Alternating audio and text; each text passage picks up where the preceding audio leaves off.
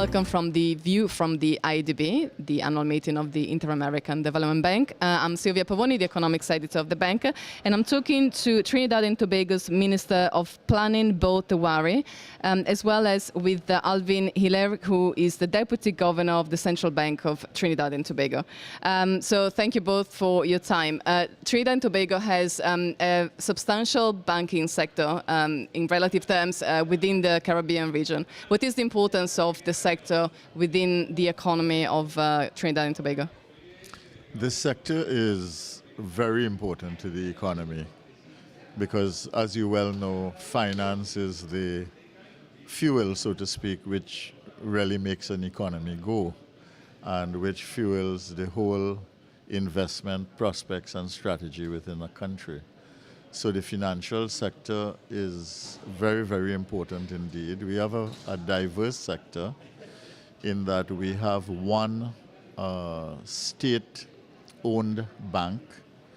We have one indigenous bank that is spread throughout the Caribbean, and the other banks in the sector are all international.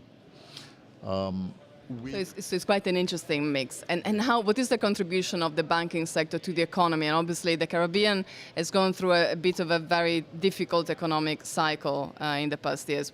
How can the banking sector help to re-emerge from the downturn? Well, the banking sector makes a significant contribution to the GDP now, and the services sector on the whole in Trinidad and Tobago has been growing. And the banking sector, of course, is a big employer and a significant contributor to the GDP. But I think that the challenge for the banking sector at this point, and indeed for the financial sector, is, first of all, for the banks, how to diversify their lending portfolios to support development in the 7 strategic sectors that we have identified for growth and diversification.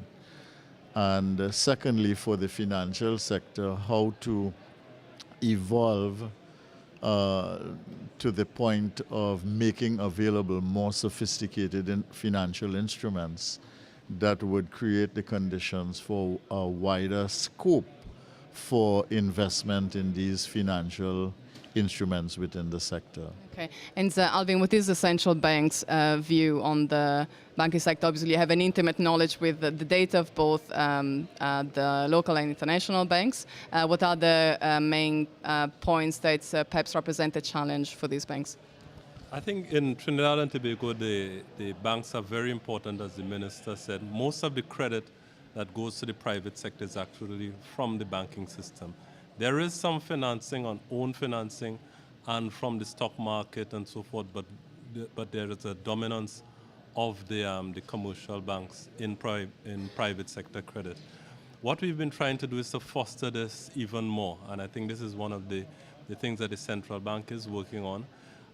As you mentioned, Trinidad and Tobago has been fortunate.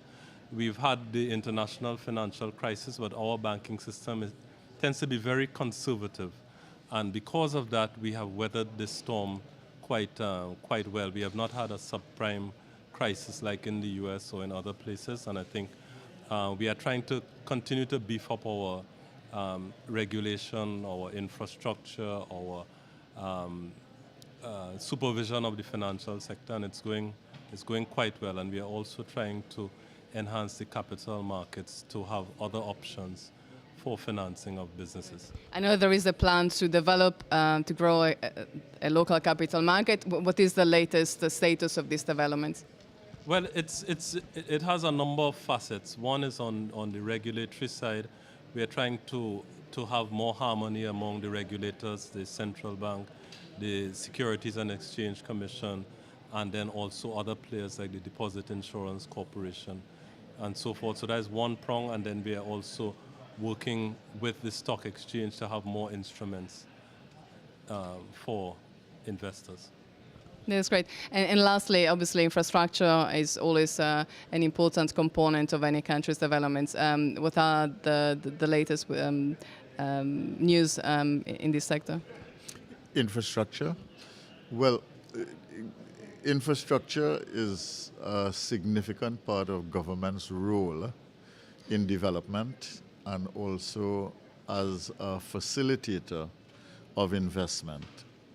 So at the current time, there are three major highway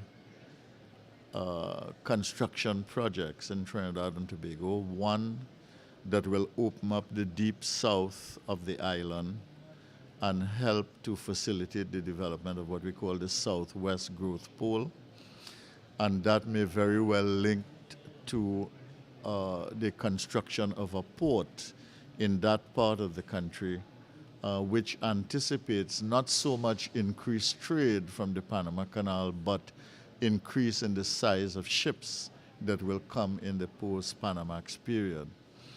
The second road really goes from towards the eastern part of the country and begins to deal with the issue of traffic congestion, but also opens up the road system on the eastern side of the island. And the third one is in the west, in the Diego Martin area. And other road construction projects are anticipated, but they are not part of the pipeline of projects yet. We have also just completed a port rationalization study, and even while we look at the port in La Brea as a possibility for development, we are also constructing a port in Galeota that is linked only to the energy sector and the production of oil and natural gas in that part of the island.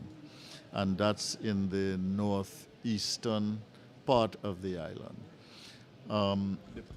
The port rationalization study really looks at the prospects for port development in Trinidad and Tobago, and also at the prospects for development of a marine industry, including things like ship repair and construction, but also things such as yachting. So it's a very comprehensive report on what the options are, and we are at the point now where we're going to have to look at some decisions about these. That's great. So quite a lot of work in progress in the country. Thank you both for your comments. Thank you. Thank you very much.